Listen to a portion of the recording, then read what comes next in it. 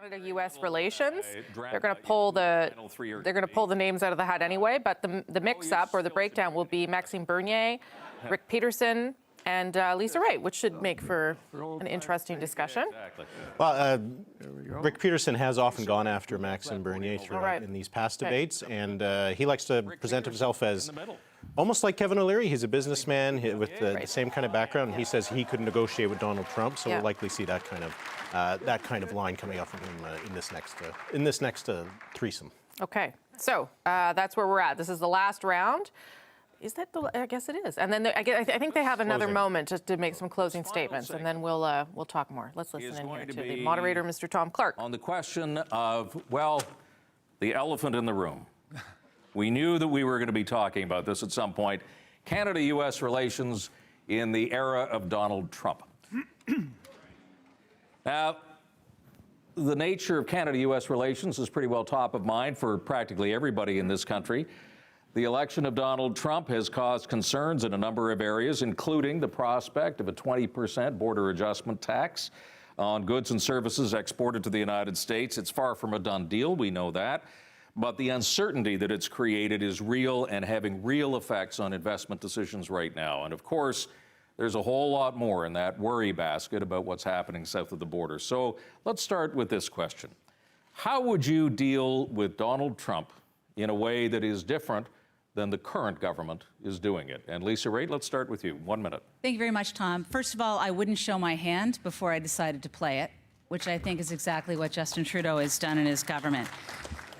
My experience in politics, my experience in government as a minister, has been a lot of dealing with both the United States and the government in Mexico.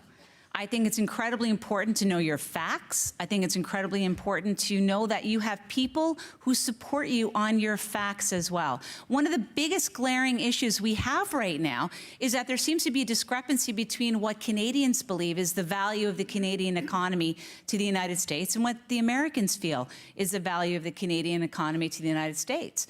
You don't settle this through Twitter diplomacy. You settle this by having face-to-face discussions with the people who are important to the issues. If we were in government right now, our ministers would be calling and having discussions with their counterparts. I see no reason why we wouldn't proceed in the same way. Thanks very much.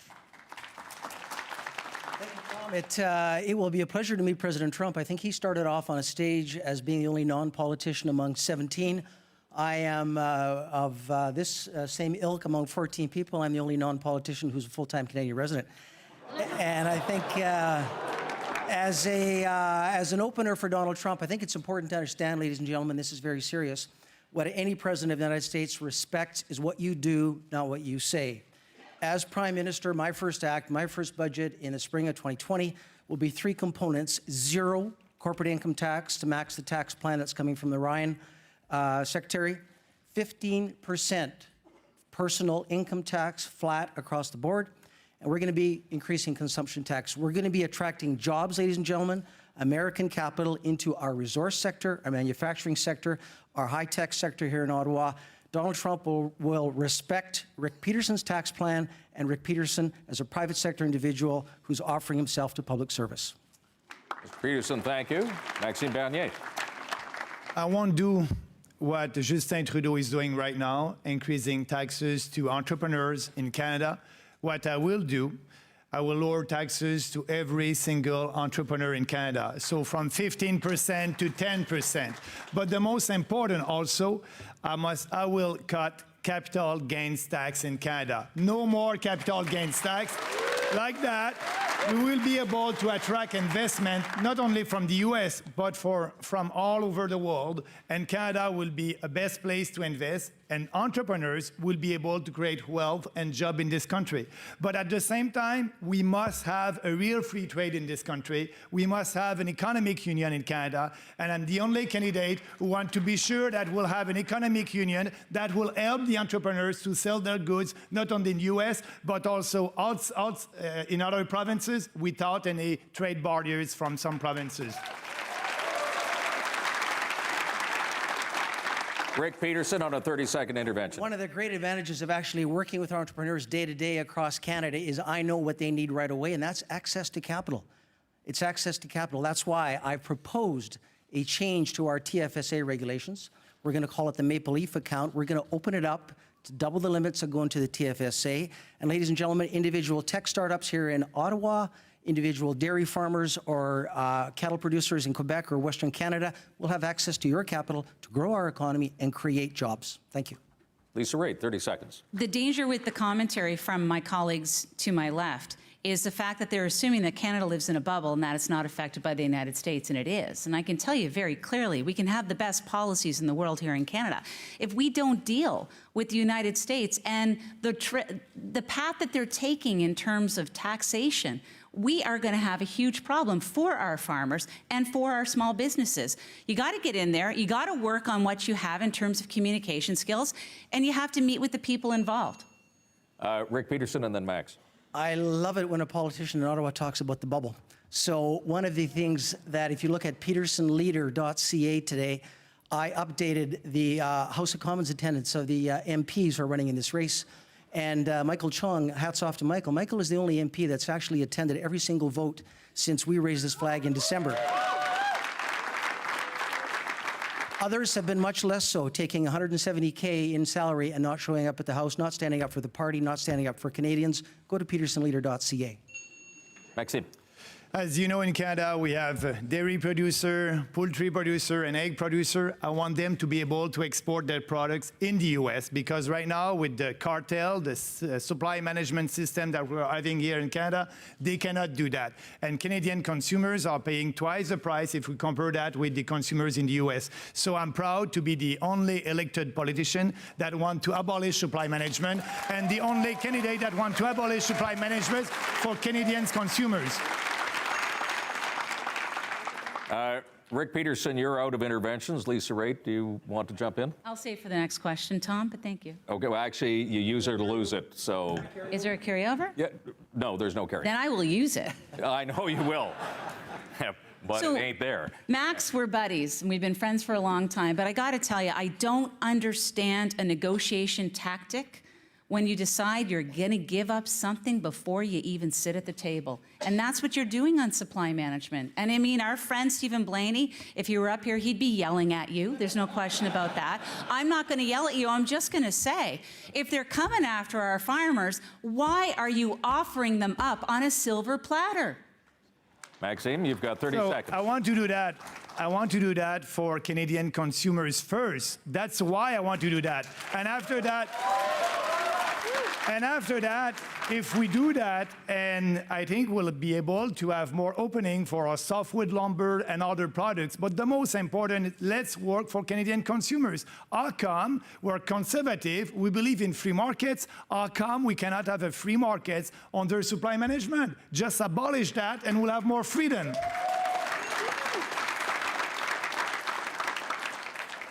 See how much fun specifics are? That's great. So I want to move on to the second question. We reset now. And I want to delve into what's facing us. We know that Donald Trump has said that he wants to either renegotiate or throw out NAFTA.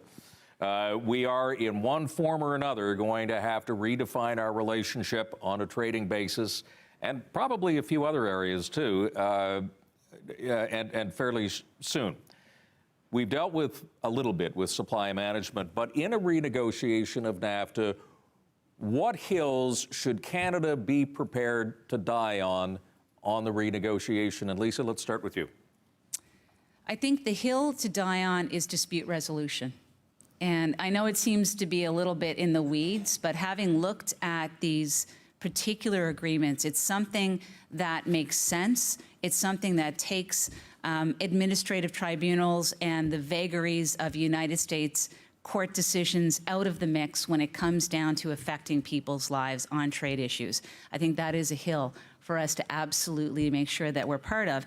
And, you know, when Max talks about supply management, some of the terms he uses doesn't instill great confidence in my economy. It's the I thinks, and it's the how comes. And every time you say I think and how come, there's somebody out there in our country who's going to feel a very swift and rapid effect on their own personal life and their own personal economy and their own personal business. We should not be in the business of putting this kind of doubt in Canadians' minds. Thank you. Rick Peterson, 1 minute. I agree with Lisa on the dispute mechanism, but I want to make it absolutely clear that I believe Donald Trump is right in that we do have to renegotiate NAFTA. And I do believe that we have to also keep into track the interests of Mexico, but Canada's interests have to come first.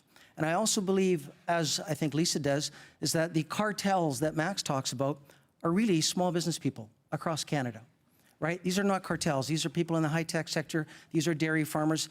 If you think that you're going to strip away supply management, which is not cash going directly into the pockets of farmers, if you think you're going to strip away the supply management from our farmers and they're going to go against Europeans and Americans who have the support, the tax breaks, the direct investment, I will not, as Prime Minister, let our men and women and our families go up against these interests, these powers, without a direct, clear understanding of what's going on. I will not sacrifice innovation. I will not sacrifice jobs. I will not sacrifice Canadian families on the mantle of an economics 101 theory.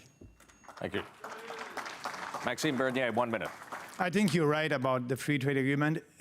It will be renegotiated, and at the same time that they will ask to us to abolish the supply management, because the Americans are asking that for a long time now. And I think that's a good thing, though. That's a very good thing, because I believe that these farmers under supply management, they're only 10% of the farmer in Canada. 90% of the farmers are under free markets. They don't need that kind of protection. So I want to work with consumers. We are paying $2.6 billion every year to keep that system. So it's time to have a new system of free markets, but at the same time, yes, they're producing good products, and yes, they will be able to export, and yes, we'll do that on a time frame that will allow them to be competitive, and yes, we'll have to reimburse the quota. We'll do that, and we're able to do that. Other countries did it, and we'll do it for Canadian consumers.